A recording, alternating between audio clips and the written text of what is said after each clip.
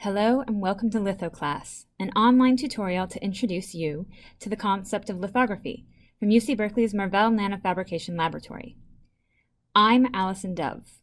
And I'm Emily Beeman. Together we will be presenting the material for this 4-part video series. In this course, we will discuss what lithography is.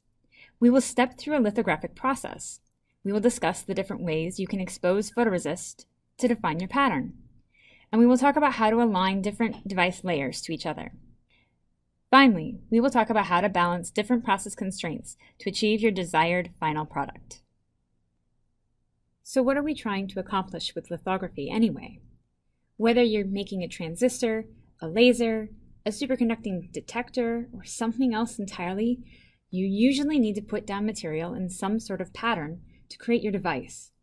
Lithography is the masking step that allows us to add the pattern to the sample. Etch processes are done when you put a film down first and then remove the film where you don't want it. Lift-off processes add the film after doing the lithography. For either etch or lift-off processes, the lithography steps are almost identical. The sample is coated with photoresist, exposed to light, and developed. Then the sample can go through the etch or deposition step before the photoresist is removed. We'll discuss some of the details of a lift-off or etch process more in video 4.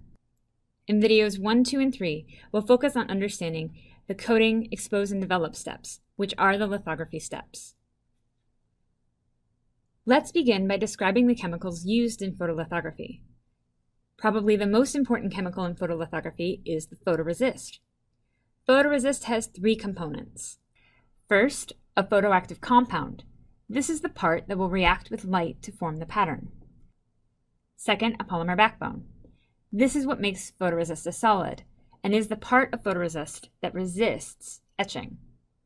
And third, a solvent, which keeps the photoresist in a liquid state for dispensing. As a side note, you will hear us refer to photoresist either by the full term photoresist or by the shorthand resist. These terms are typically used interchangeably. The other main chemical used in photolithography is the developer. Developer will set the pattern in the photoresist. The term developer comes from film photography, where an image would be developed on the film paper. The same principles apply here, but the pattern is being printed on a semiconductor substrate instead.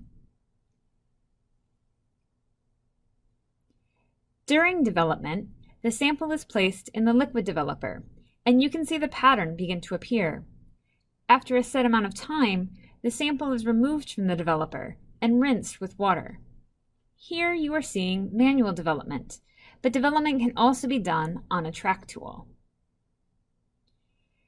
The developer used in photolithography is typically a basic solution, most commonly a 2 to 3% solution of tetramethylammonium hydroxide, or TEMA, in water. Of note, TEMA is a special hazard. Review the chemical hygiene plan for more details about this, and as always, wear the appropriate PPE. Let's return to photoresist now. There are several different types of photoresist. There are 2 tones of photoresist, positive tone and negative tone resist. There are also conventional resists and chemically amplified resists. These resists can either be positive tone or negative tone. We will define these terms on the next few slides. To start, let's define positive and negative tones. With a positive tone resist, the photoresist is insoluble when it is first coated. When light hits the resist, the photoactive compound breaks off the polymer backbone, making the polymer soluble to the developer in these regions. Where the light hits the resist, the photoresist will be removed. With a negative tone resist, the photoresist is soluble when it is first coated. When light hits the resist, the polymer strands cross-link, making the resist less soluble to the developer in these regions. Where the light hits the resist, the photoresist will remain. In this example, we are showing the process for conventional resists. You can also have positive and negative tone chemically amplified resists. We'll define chemical amplification next. Here we're showing the process for positive tone conventional and chemically amplified resists. The conventional process is the same as on the previous slide: coat, expose, and develop. The chemically amplified process has an additional step, the post-exposure bake. With a conventional resist, the exposure process changes the solubility of the resist. With a chemically amplified resist, the exposure process does not change the solubility. Exposure generates an acid within the resist, but the polymer is still insoluble. Heat plus the acid is required to change the solubility of the resist.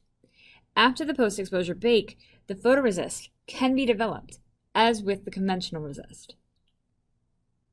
Now, if you were to walk into the lab, you would see that most of the standard resists in NanoLab have a post-exposure bake as part of the standard process, whether they are a conventional resist or a chemically amplified one.